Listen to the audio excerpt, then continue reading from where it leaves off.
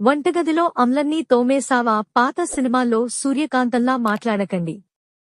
అంట్లు తోము, బట్టలు ఉతుకు, ఇవన్నీ ఒకరు చెప్పకపోయినా నేను చేస్తాను. తోమాను అని ఒక్క మాట చెప్తే సరిపోయేది కదే. మీరు తోమేశావని ఒక్క మాట అడిగితే సరిపోయేదిగా. అప్పుడే తయారయ్యావా అంటే అర్థం ఏంటి అత్తయ్యా? ఇప్పుడేంటి నువ్వు నా పక్కన పడుకుంటావా? అంత అదృష్టం మాకెందుకు లేండి, నేను కింద చాప వేసుకుని పడుకుంటాను. ఎందుకు నీ మొగుడు వచ్చే నా మీద ఎగరడానికా? అది మీరు చూసుకోండి. అవునురా, నీ పక్కనే పడుకుంటా. నీ చెవిలో భయంకరంగా కూరక పెడతా, నిద్రలో ఎవరినో గుద్దినట్టు. నిన్ను డిషు డిషు అని గుద్దుతా. రేయ్ మొహం చూడు, నాన్న అంటే కన్నాడు కాబట్టి గుడి ముందు అడుక్కునేవాడైనా కొడుకే అనుకుని పడుకుని ఇచ్చాడు. నాకేం కర్మ అమ్మయ్య కింద పడుకుంటున్నావా? ఇది నాకు కాదురా, నీకే ఎప్పుడు పట్టే అప్పుడు చేతావ ఏంటి? నీ కొడుకు హాస్పిటల్లో ఉన్నా చింటికి ఏమైంది? ఎవడో బండి మీద వస్తూ యాక్సిడెంట్ చేశాడు. కంటికి దెబ్బ తగిలింది.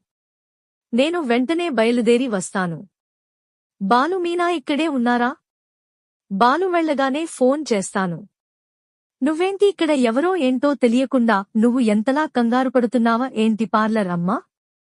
చింటూకి పార్లర్ అమ్మకి ఏదో లింక్ ఉంది. అదేంటో మనద్దరం కనిపెట్టి తీరాల్సిందే. మీనా ఓకే.